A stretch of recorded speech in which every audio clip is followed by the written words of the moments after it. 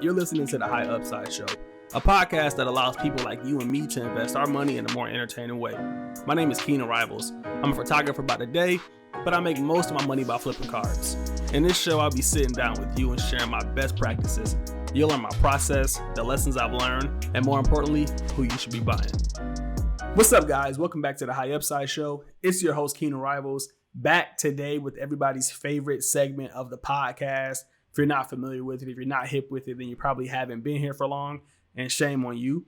That also probably means you haven't been making any money. But yeah, this is the buy, sell, hold segment. Pretty much how it works is that people tap in with me through Twitter, through DMs on Instagram, through email. They send me some players, some sets. They want to know what I think about those players and sets. And because I can't get to everybody at one moment, I just take it all and kind of put it into a podcast and let you know if you should be buying, selling, or holding that player. Now, obviously, this is just my advice. Definitely don't go take the last of your stimulus check and go crazy and all that stuff. You know, do some research of your own, but I like to provide my perspective and you guys seem to like it. So I definitely want to keep coming back with these episodes. Now, before we get into it, I do have a couple announcements I want to let you guys in on. There's been some really, really cool things happening behind the scenes here.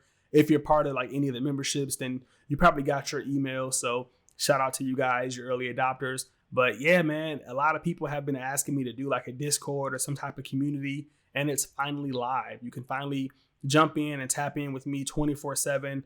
I've been super active already in there. A few folks have already made some money just from joining. So yeah, that's going to give you the opportunity to talk to me, but also talk to some other people who are equally as smart within this realm. You know, I'm not somebody who's going to be able to, get to every play. I don't do other sports, outside of basketball really. So if you want to do football, maybe there's a couple guys in there that can help you out. Maybe you need some reassurance on a play you're looking at, and I just haven't gotten to it yet. So yeah, a lot of value going to be happening in this group.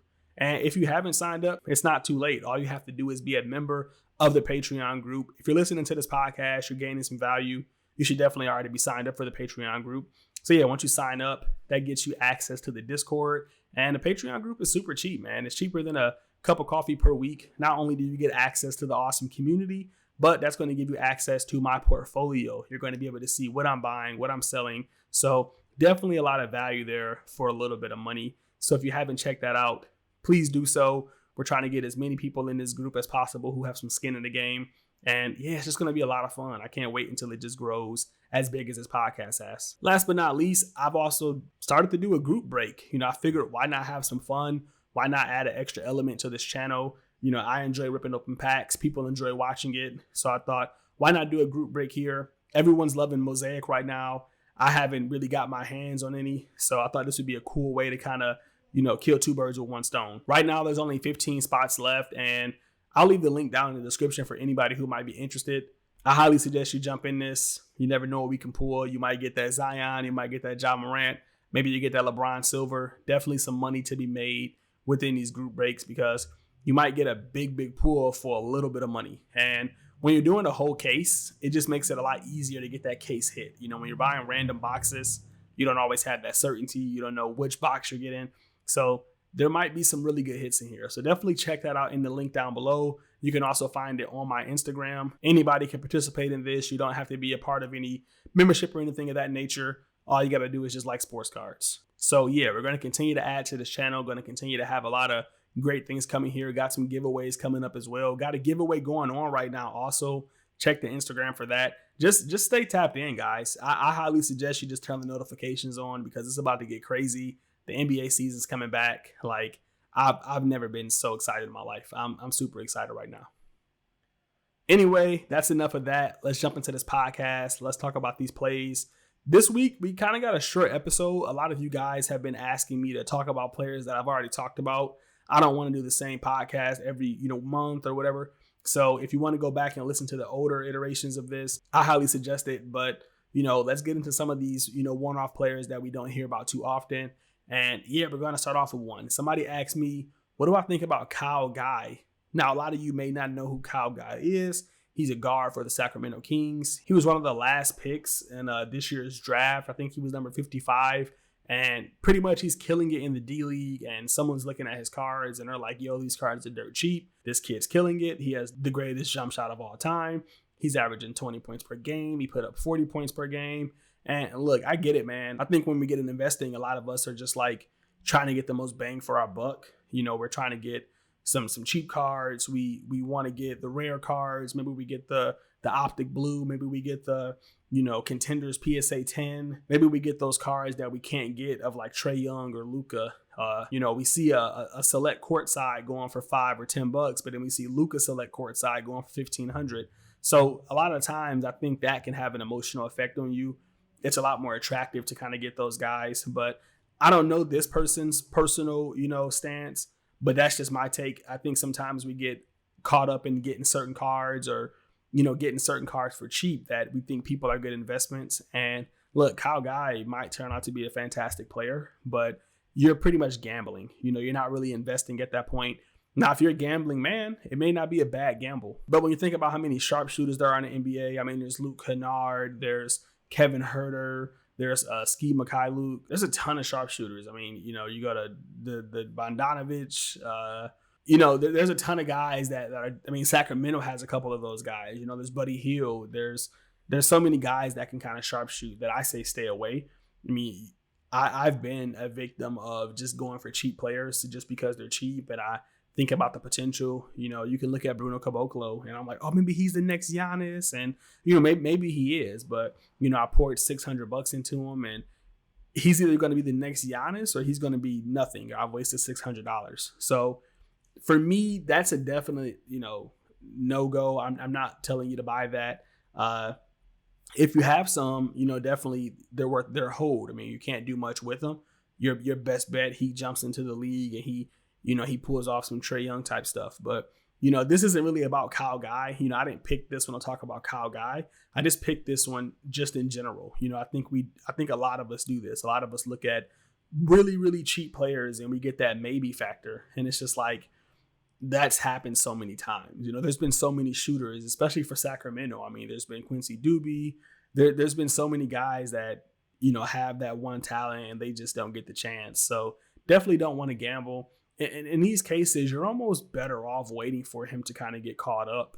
It's probably he's a guy that's better to buy at $12 with some experience than he is to buy at $5 with no experience. So keep that in mind when you're looking at these super cheap guys that have potential or that have wingspan. They're just not always good plays just because they're $1. Next up, we have Jayson Tatum. Somebody was asking about Jayson Tatum. Do they think he's a good buy? Obviously, Jayson Tatum's, his prices have soared. They're pretty much Luka prices now. I like Jayson Tatum a lot. I think he's, when we talk about like the face of the league, he's one of the only players at the moment that can do it all. I mean, there's Giannis, obviously, but then there's Jayson Tatum. I like to think that Ben Simmons could be up there, but like maybe he doesn't have the best jump shot. I like to think that Luka could be up there, but he's really just not that athletic and aggressive. And, over time, is his game going to get boring? We don't know. You like to think that Trae Young could be up there, but he lacks like the defense and the athleticism. But, you got Jayson Tatum, and he just has everything. He has the shot. He has the dribble. He has the swag. I watched a couple of his more recent highlights. He looks like he has the frame, like he's building some physique. He's not Kevin Durant or Brandon Ingram skinny. He has a little bit of mass to him. However, he's only been dominant for like 2 months. I don't know if his dominance justifies his current prices now. And that kind of scares me because like, what if Jayson Tatum doesn't crush it in the playoffs? I mean, there's a high chance that he will, but like, what if he doesn't? Then he kind of takes a dip from there. So for me, he's just kind of high risk. He's in the upper echelon of the Prism cards, and even like if he at his best, he's probably gonna at his best he'll double in price. And for a 2x, it just seems like a high risk bet to me. You could 2x on anybody, pretty much. So for me, I'm definitely I don't think Jayson Tatum's a buy, especially if you're looking at like his Prism Silver. If you have his cards, I probably hold on to them. I mean, with the season coming back, there's a chance that everybody can move up one more leg, and the Prism cards could be 750, and then the silvers could be 2,200, and that might just happen across the board. So it's going to be beneficial to hold pretty much any player that's going into the playoffs that's a contender that has a chance at advancing to the next round. But I'm just not buying up Jayson Tatum cards right now, even though you can make money. I think when we get to the higher price points, we start to think about like, oh man, 500 to 750, man, that's $750. And it's like, $750 is a lot of money, but you also put in a lot of money. So your multiplier wasn't really that special, you know. For me, I try to stick with investments that I can at least 3x. Every now and then I'll get into like a quick flip where I can double my money. But for the most part, if I'm buying a card at 500, I'm looking to sell it at 1500. Otherwise, I'll just buy a couple cards at 100 and try to sell them at 300. So I think Tatum's a strong hold. I think anybody going into the playoffs is a strong hold. I definitely think that if he comes out guns blazing, we're going to kind of see him take that next step. And, you know, maybe him and Luka can kind of be hand in hand. But I'm just not buying him right now. You know, I think he's just too high.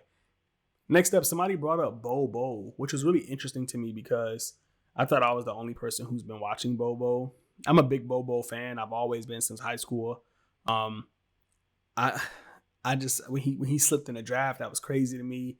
When he went to the Nuggets, that was crazy. The Nuggets actually just posted his picture, him and Michael Porter Jr. on Instagram, and yeah, man, I think Bobo's sick. He's tall, he's lanky, he's athletic, he can play defense. He's obviously very raw, but you know, he's the definition of a unicorn, and that's what's hot like in sports right now are those unicorn players.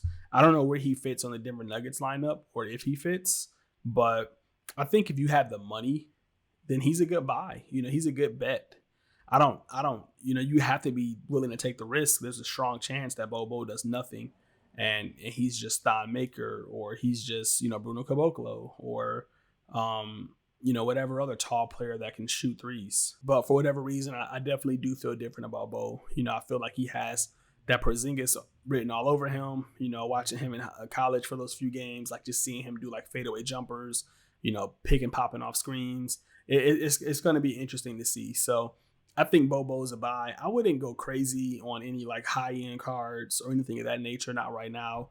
But if you can pick up like some a 20 card Prism lot off like Comsi or something, or like a few, you know, Prism Silvers, then I don't think you could, you know, lose. The beautiful thing about investing in like young players with all this potential is that all it really takes is like one good game, or, you know, one good announcement, like, oh, Bobo is going to get some minutes, and the prices kind of spike. So when you're good and you have hype and you're unproven, then you can, you know, you can win off speculation. Remember on Michael Porter Jr., when he had like that breakout game, 21 points, like his car skyrocketed the next day because it's like, oh man, Michael Porter Jr. is the real deal. So that's the beautiful thing about investing in somebody who has a lot of potential, who has a nice following, but has no, you know, no stats on paper, you know. So I mean, that's basically what's happening right now. Like, you know, all these players are so good that we're just like, oh, there's a strong chance that Kawhi could win a championship. Gotta buy his cards. Oh, but AD can win too. Gotta buy his cards. Oh, but what about Jayson Tatum? He's in the East. Gotta buy his cards. And those players are just going up on speculation. So I think that's always a good investment. It just becomes bad when the speculation stops. So be careful, tread lightly. If this was the stock market, I'd tell you to like set a stop loss. You know, have an exit point when it comes to Bobo.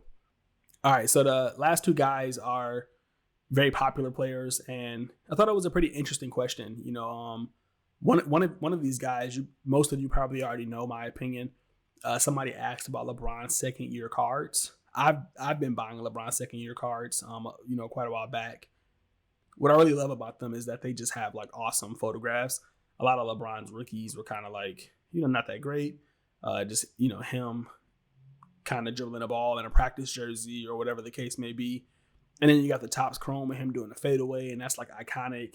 And then the second year cards and the third year cards, they're just like windmills and reverse dunks and alley oops, and it's just insane. You know, I talked about that Instagram account that you know shows you the actual video footage or the gameplay footage of, you know, the pictures we see on cards, and it's just crazy what LeBron does, and it's crazy with these Topps, you know, and Upper Deck photographs, or, you know, even Fleer, what they were able to capture. So when I bought my first 2004, 2005 card, it was like for investment purposes, but it was really just a nostalgia. Like looking at those cards, like I remember pulling this out of a pack. I remember like going through the cards and like, oh man, LeBron. Like I remember that feeling. So when I got those cards in person, like all those feelings came back. And I think a lot of people resonate with that. Thus, you know, second year cards are going to be a play for LeBron. Now, somebody also asked about, you know, Luka's second year cards, and I don't know. I'm not here's the thing. It's completely biased how I feel about this, but when I'm buying, like, I haven't bought a lot of packs. I don't think a lot of people have bought a lot of packs because there's just no pack of cards to buy. So I'm never going to have that nostalgic feeling of like going through cards and being like, oh man, Luka, because I just buy the singles off eBay, and I'm sure the rest of the world does. So obviously there's going to be a part of me that says like, hey, buying Luka cards are not a play right now.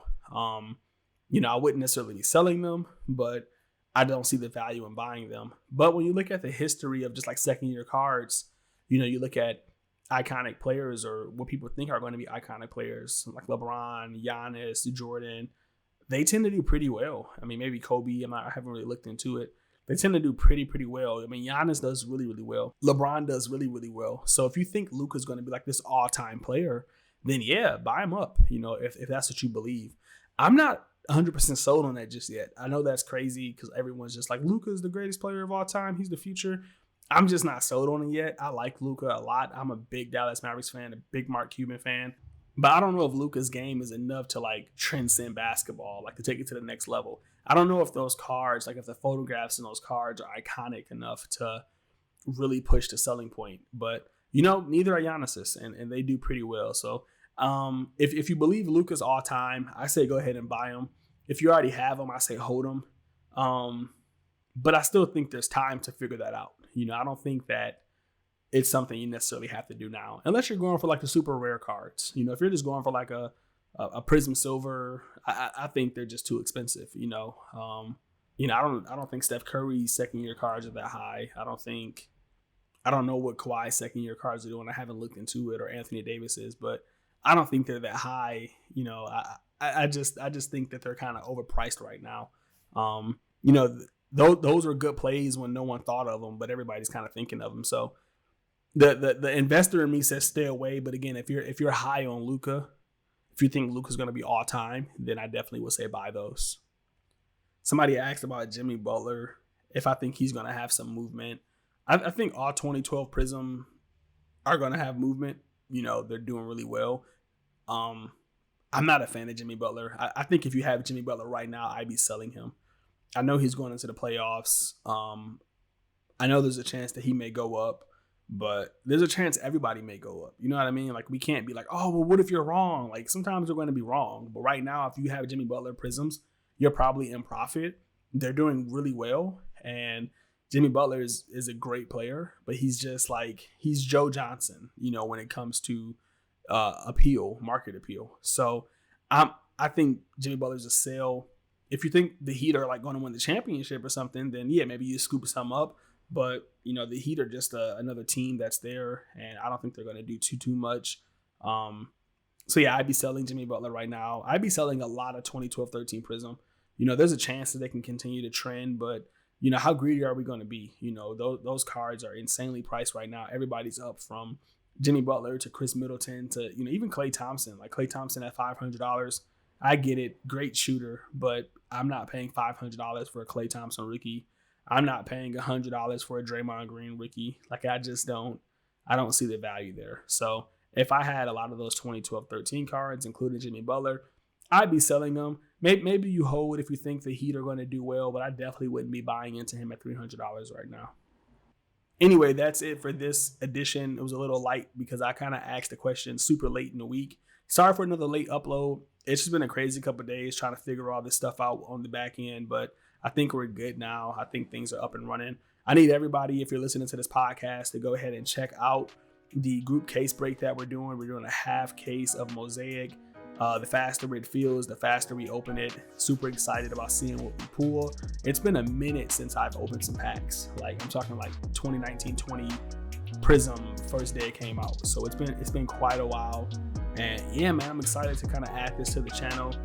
If you haven't already, definitely check out the Patreon, links down below. I want to see everybody in this group. I know you guys are here to make money. I know you guys are here to talk about the market, and it's just going to be a lot of fun. So definitely check that out. Thanks for listening. I'll catch you guys in the next one. Happy investing.